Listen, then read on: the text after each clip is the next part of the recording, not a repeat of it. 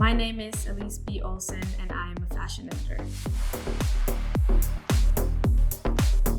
Every day kind of is very different for me. I travel a lot and, I do a lot of emails and I do a lot of kind of administrative things. But as an editor, I think it's mostly talking to contributors and working with my network and, talking to writers and gathering content for a publication.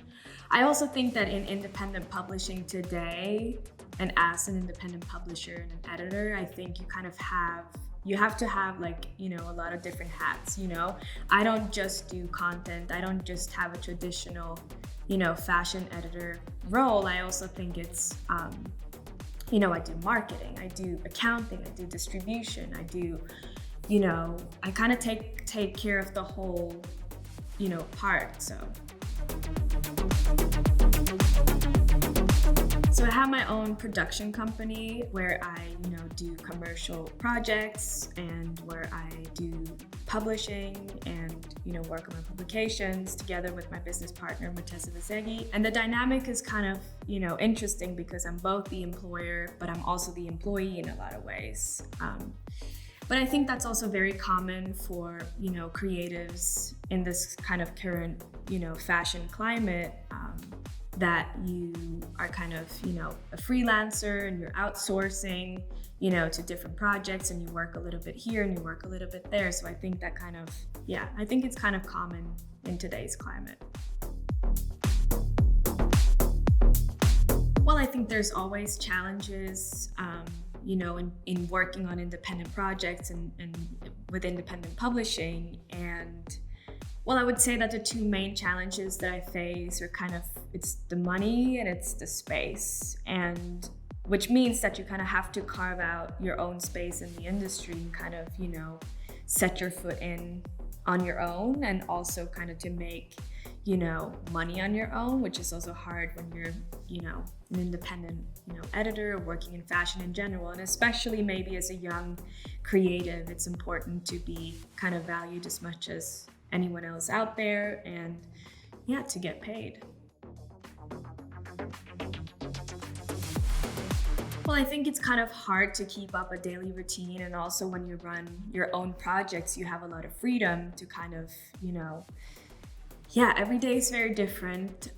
But usually what I say is that I need Wi-Fi in an airport and then I can do my job. Well, I think it was all kind of a lucky mistake in a way, because it was never so that I worked really hard to get into this industry of fashion or publishing. I think I had an entrepreneurial spirit since I was very little. I always kind of like to, turn my room into a, mini hotel or a, grocery store and kind of pretend that I was a hairdresser or a, dentist or whatever. So that's kind of in me, and I kind of used to play a lot with that. But fashion and publishing and media has kind of become the outlet for this entrepreneurial spirit in a way.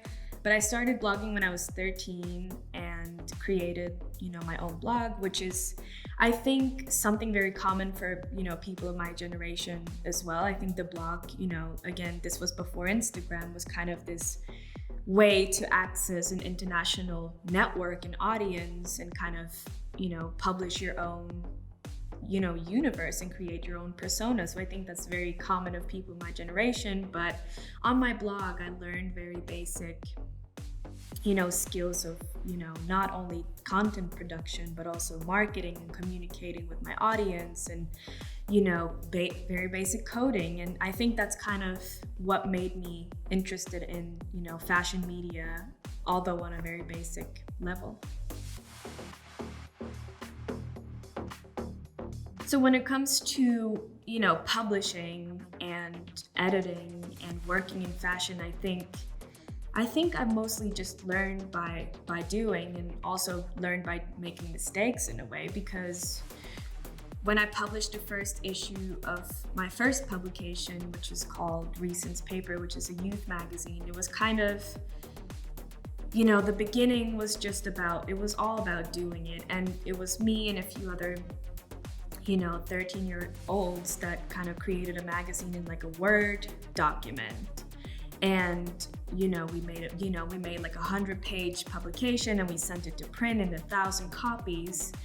And it was all very ambitious, and it came out of print, and it was, the logo was pixelated, and the cover was pixelated, and there was a lot of grammar mistakes, and it was all kind of it was awful, but in a way, I think it's important talking about making mistakes, because at the end of the day, that's how you really learn.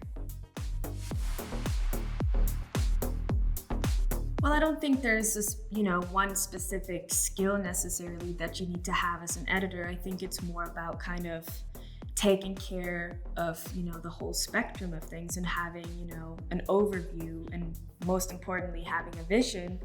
And I think, knowing where to pull threads and kind of putting together a good team of contributors or collaborators or partners, I think maybe that's, the most important thing, bringing people together and kind of, creating good things together. I think maybe that's the most important thing. The good thing about this job is definitely that I get to be around so many fantastic, talent and people, and work with them and be inspired by them, and kind of, witness them and create good things together. I think that's the best thing about this job. Is probably that, sometimes it can be, structurally a little bit unpredictable in terms of, money and planning. And sometimes, there's a month where you have a shit ton to do, and one month where, there's nothing to do. But at the same time, I think that's also a benefit of the job, the freedom, and I kind of like it. Maybe I should study medicine. I would like to be a doctor. I think it's kind of hard to mention just one project, just because I have a very holistic approach to what I do, and, a very particular narrative that, each project kind of fuels the other, and it's all a part of something bigger in a way. And I also have a very particular duration with my projects. For example, with the first publication that I did, Reasons, I did 7 issues. And when I turned 18, I decided to resign as a symbolic, gesture of kind of power and authority. And then I started Wallet shortly after, which is, the project that I'm working on right now, which is a fashion commentary publication, in which I'm trying to kind of, redeem the state of fashion journalism and, text and in-depth, journalism. But also with Wallet, the idea is to kind of do 10 issues, 10 very, particular issues on very particular themes. Every issue is almost like its own book in a sense, and we're going to do 10 issues in total. So I just published issue number 6, so there's 4 more to go, and then that's going to be kind of a holistic, series of issues. So I have a very particular duration with my projects.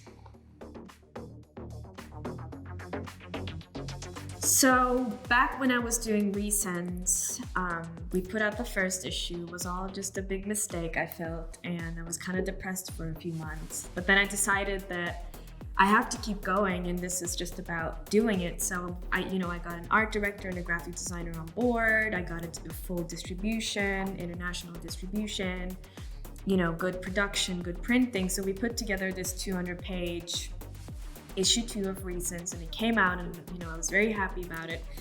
So we kind of had this, we were sending out press releases, and no one really wanted to write about it. So my art director and I was kind of, we were brainstorming this one day, and he's double my age, so he comes to me and he says, Elise, why don't we submit an application to the Guinness World Book of Records and say that you're the world's youngest editor-in-chief?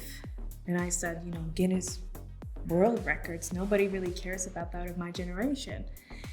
But we submitted it, and we kind of sent out the press release that, I was the world's youngest editor-in-chief and all this stuff. And, you know, press started to really pick up on it. And, you know, The Guardian in the UK, they wrote this big, you know, feature about me, and El País in Spain wrote a big feature about me. And this kind of started like rolling. But then like a year after, we got a reply from Guinness, and they couldn't, you know, accept the nomination because I was too young. So that was kind of funny. Well, I think it's, you know, always important to be, you know, demanding.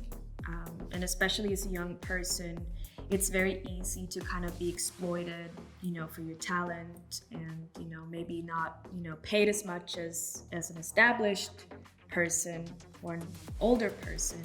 So I think it's always important to be demanding and to kind of, you know, realize that if you work with a company as a photographer, as a consultant, or whatever it might be, you know, make sure you get, you know, properly paid, and also understand that, you know, it's always a mutual exchange. These companies need you as much as you need them, and, you know, not just solely that you need them. So I think that's very important, and to always, of course, be professional. The other thing I think is important, and it might sound silly coming from me because I'm the most impatient person, but I think patience is really important. And if there's one advice that I would even give to myself at, you know, 13 or 14, it is to pace down and look at, you know, what you're doing from like, you know, a broad perspective. And, you know, maybe for some people that kind of involves education. You know, whether it's traditional education or creative education or academic education or, you know, digital education or self-education, whatever it might be. I think the education format kind of gives you a framework to, you know, kind of work on yourself and, you know, do research and get disciplined and kind of, it gives you that, it allows you that time to kind of research and create while still kind of, being patient. I think that's really important to remember.